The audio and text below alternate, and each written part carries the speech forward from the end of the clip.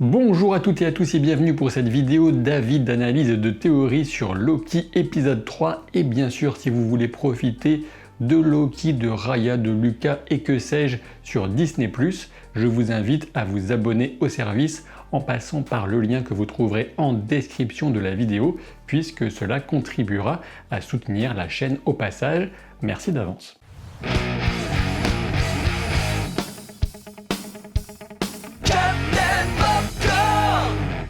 Pour évacuer la question tout de suite, je vous propose d'évoquer le fameux terme de plus en plus utilisé, souvent à tort et à travers, d'épisode filler, qu'on pourrait tenter de traduire par épisode de remplissage. Comme on a déjà pu m'en faire la remarque en live sur Twitch, c'était jeudi dernier, un épisode de filler, ça fonctionne surtout pour désigner ces épisodes qui sont parfois rajoutés dans les animés pour rallonger la sauce tout simplement, avec, vous savez, 5 minutes de résumé des épisodes précédents, 10 minutes de blabla qui n'avance à rien du tout, puis 5 minutes à peine pour faire avancer vaguement le scénario. Mais pour ce qui est de cet épisode 3 de Loki, je trouve que ça ne s'applique absolument pas. Déjà, cet épisode est visuellement recherché, il propose un rythme soutenu et il permet de poser les bases d'un nouveau personnage, Sylvie, tout en développant un début de relation entre elle et Loki. En prime, on obtient quelques informations intéressantes sur les sujets de fond de la série et notamment sur la TVA. Personnellement, s'il y a deux reproches principaux que je retiendrai éventuellement pour cet épisode 3, c'est qu'il est relativement court, lorsqu'on enlève les crédits, on est aux alentours de 35 minutes. Alors certes, ça correspond à ce que les créateurs voulaient raconter, mais ça peut être un peu frustrant pour les spectateurs. Et puis surtout, il y a cette gestion souvent hasardeuse des niveaux de puissance, notamment dans les pouvoirs des personnages, et ce n'est pas la première fois qu'on a ce petit souci dans le MCU. Rien de bien grave certes, mais on peut quand même s'interroger quant au niveau de puissance aussi bien de Sylvie que de Loki, surtout face aux antagonistes qu'ils ont contre eux, que ce soit les agents de la TVA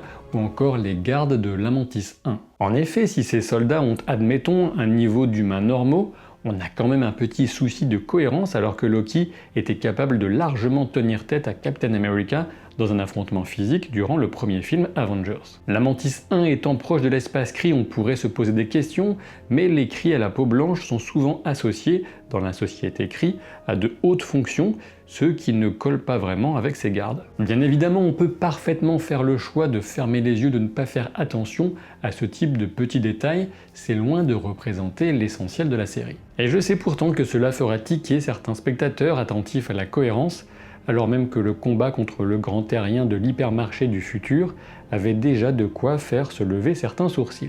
Par ailleurs, oui, vous aurez peut-être déjà vu ça traîner sur internet, la lune, l'Amantis 1, est mentionnée dans le prélude à l'événement comics Annihilation, machin truc bidule, dans les comics Marvel, mais de là à penser que ça annonce quoi que ce soit pour l'avenir de Marvel, des phases 4, 5 et que sais-je, je suis loin d'être convaincu. Je pense qu'ils ont juste chopé la planète parce qu'elle s'appelle l'Amantis, et que c'était un petit peu dans l'ambiance qu'ils voulaient pour l'épisode. Revenons à l'introduction de l'épisode qui nous montre l'enchantement placé par Sylvie sur le cerveau de Sévin, qui s'imagine en discussion amicale à une époque qui correspond à celle de sa vie avant la TVA. Sylvie précisera même que ce souvenir était vieux de centaines d'années, ce qui n'a rien d'impossible puisqu'on peut intégrer la TVA en venant de n'importe quelle époque et croiser sans problème d'autres employés venus de bien plus loin dans le passé ou l'avenir. Alors oui, de toute évidence, on ne vieillit pas ou presque au sein de la TVA, même au bout de plusieurs centaines d'années, alors qu'a priori on est un être humain normal, en tout cas pour le cas de Sévin, c'est ce qu'on nous laisse supposer,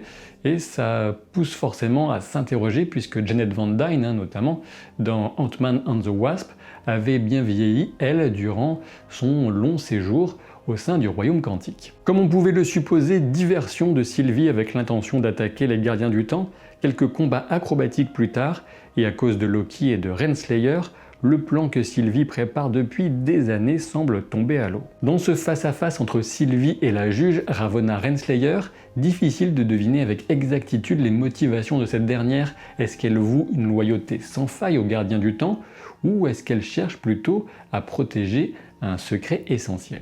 Et pour ce qui est de Loki, a-t-il véritablement commis une gaffe, ou est-ce que c'est sciemment qu'il a entraîné Sylvie vers l'une des apocalypses dont il est le plus difficile de réchapper pour essayer de lui soutirer des informations. Quoi qu'il en soit, le résultat immédiat pour eux est le même, ils sont plus ou moins obligés de collaborer pour tenter de recharger la petite télécommande presque magique de la TVA. On remarque que Sylvie tente une approche frontale de la caravane et essuie un tir qui n'est pas sans rappeler celui de Kill Bill, tandis que Loki s'essaie à la subtilité low cost pour un résultat pas plus reluisant. Et disons que la subtilité n'est pas non plus la plus grande des qualités de la scène qui va mettre en avant les effets des inégalités sociales lorsque Loki et Sylvie vont dépasser tous les pauvres gens qui attendent de pouvoir monter dans ce train et ils ne pourront jamais y monter puisque seuls les riches et puissants auront une place. Le Snowpiercer bien sûr entre autres, on a compris l'allusion. Petite remarque comme ça au passage,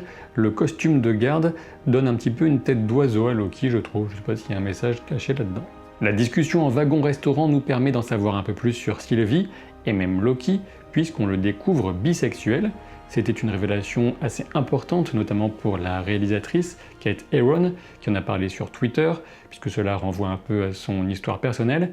Et on peut même éventuellement se demander si les couleurs relativement présentes et saturées qui est dans tout cet épisode, on a notamment du violet, du rose, etc., ne serait pas éventuellement aussi un petit rappel à la bisexualité. Et bien sûr, c'est une association d'idées qui ne sort pas de mon petit cerveau, c'est juste quelque chose que j'ai lu sur internet, j'espère que c'est juste, que cette couleur serait a priori plus ou moins représentatrice de la bisexualité, donc voilà. De toute évidence, la jeunesse des deux personnages a été différente, alors que Sylvie ne se souvient pas vraiment de sa mère. On peut deviner les prémices d'une forme de connivence, ou simplement une curiosité mutuelle, que certains imaginent déjà tourner au flirt, ce qui me semble finalement peu probable, du moins pas dans une concrétisation à l'écran. D'emblée, Sylvie semble plus pragmatique et orientée vers l'efficacité que Loki, qui profite d'une sieste de sa comparse pour se lancer dans un récital asgardien du plus bel effet, qu'il ponctuera d'un lancer de verre venant rappeler la scène de Thor dans un bar dans le film Thor numéro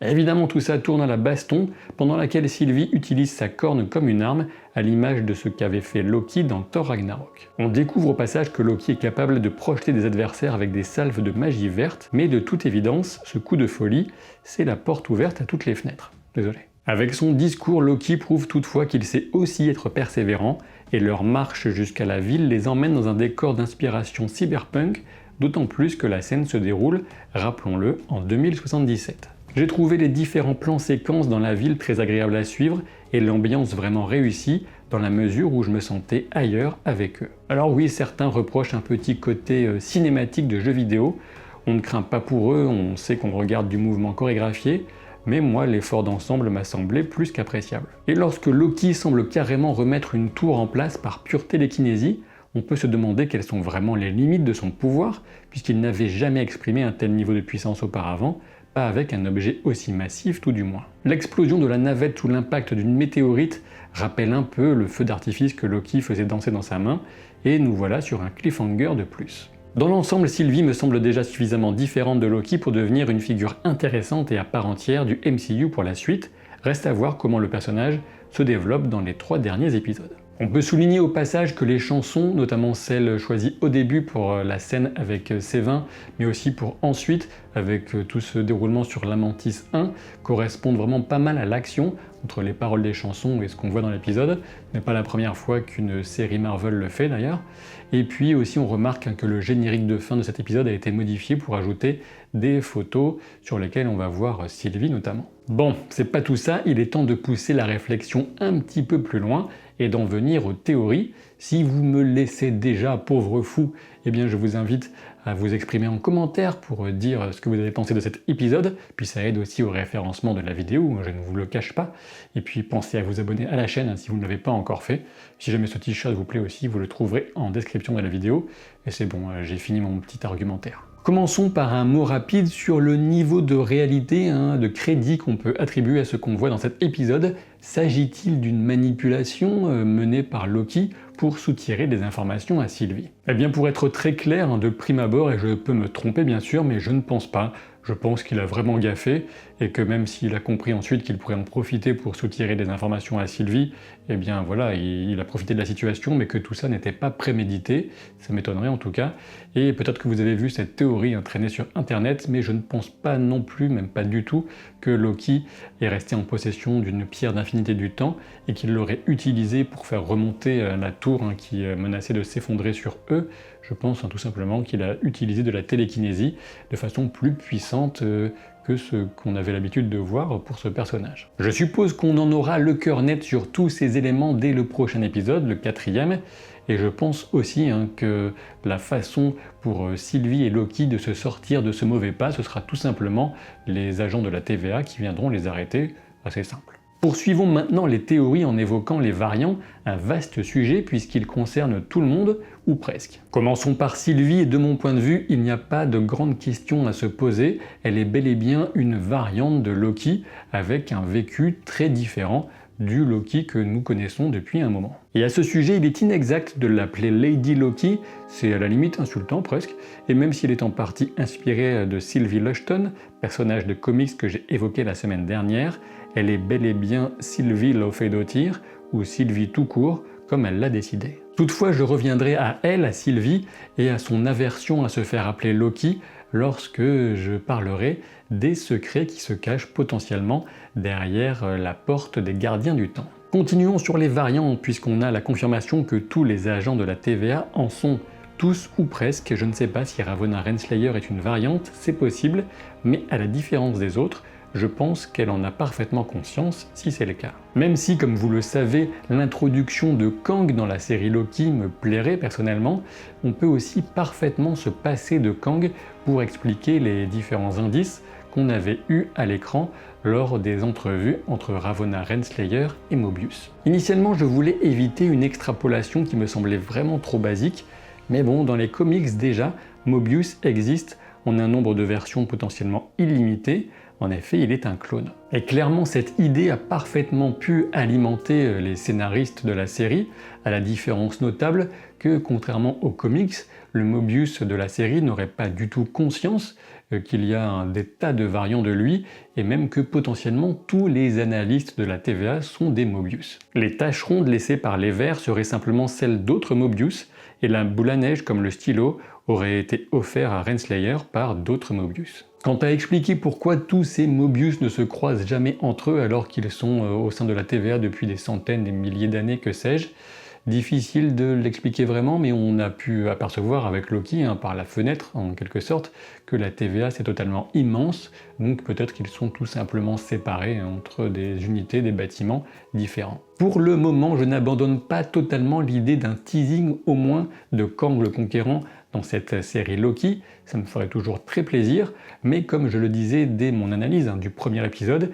il faut rester extrêmement prudent à ce sujet. En effet, on pourrait avoir des débuts d'indices, un teasing en fin de saison notamment, mais il semble clair que cette série en 6 épisodes, c'est court, va tourner essentiellement autour de Loki, Sylvie, Mobius et Ravonna Renslayer. Et il n'est pas très difficile d'imaginer que le Mobius que l'on a vu jusqu'à présent vivait dans les années 90 sur Terre avant d'être chopé par la TVA, d'où son amour pour certaines boissons de l'époque et pour les jet skis, peut-être une forme de discours méta sur la routine du travail qui risque de nous faire oublier nos rêves de jeunesse. Un mot sur C20 maintenant.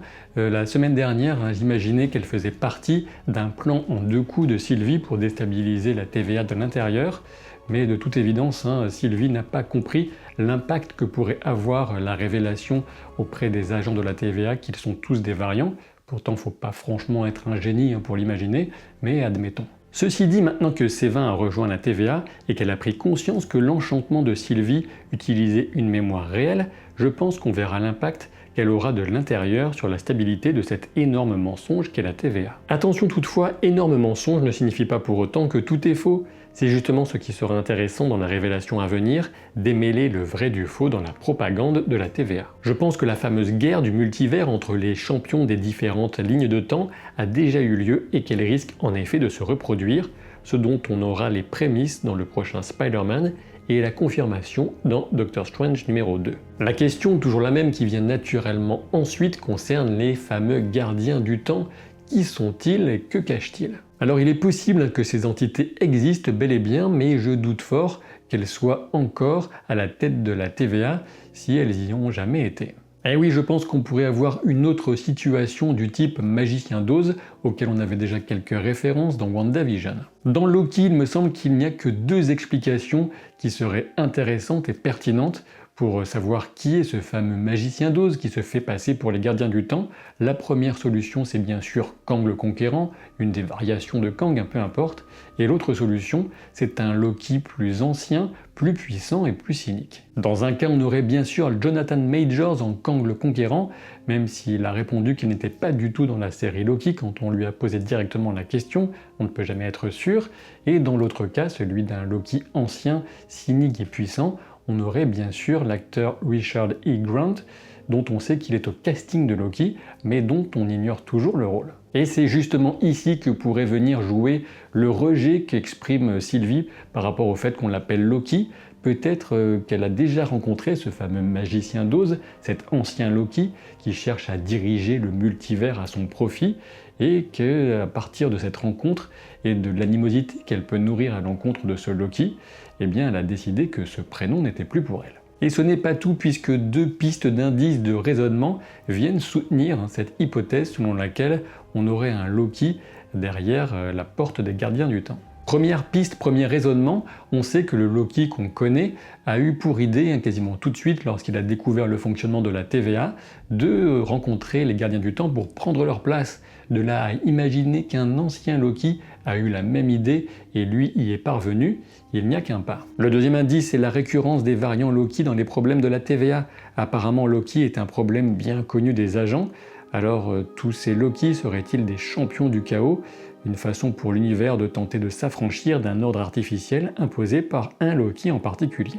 C'est en tout cas là une idée qu'on pourrait commencer à élaborer, notamment à partir d'une courte phrase de Sylvie qu'on a découvert dans une très récente vidéo promotionnelle. Concernant Sylvie, une seule certitude, elle n'a pas remis les pieds à la TVA depuis qu'elle a développé ses pouvoirs, sinon elle ne serait pas surprise de constater qu'il n'y fonctionne pas. Dans tout ça, le rôle de Ravonna Renslayer semble essentiel, puisqu'elle fait le lien entre les gardiens du temps, ou tout du moins ceux qu'ils cachent, et le reste de la TVA. On ne sait même pas s'il existe véritablement d'autres juges ou s'il n'y a que Ravonna Renslayer ou des variants de Ravonna. Admettons que ce soit bel et bien un Loki qui mène la danse, alors pourquoi Ravonna Renslayer accepte-t-elle de lui obéir? Est-ce par pure ambition, puisque auparavant elle n'était sans doute pas juge, elle a monté les échelons, ou est-ce que c'est parce que Loki aurait un moyen de pression sur elle? Et j'avoue que dans cette réflexion, Kang aurait plus de sens puisqu'on connaît les liens, je vous les ai déjà évoqués, entre Kang et Ravonna dans les comics, un lien amoureux qui est peut-être naissant actuellement pour le personnage.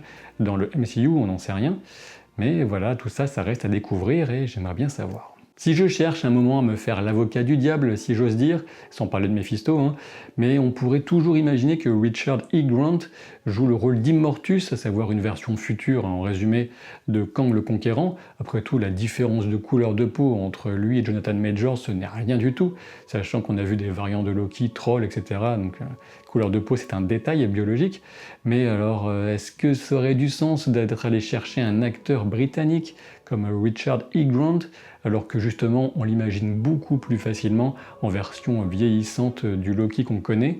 J'avoue que ce casting pousse carrément dans cette direction. Si cette vidéo vous a plu mais que vous ne laissez pas un pouce en l'air, que vous n'êtes toujours pas abonné à la chaîne, je serai obligé de transformer votre cerveau en salade Ragnarok. Vous savez ce que ça donne. Je vous dis à très vite pour de nouvelles aventures. Salut!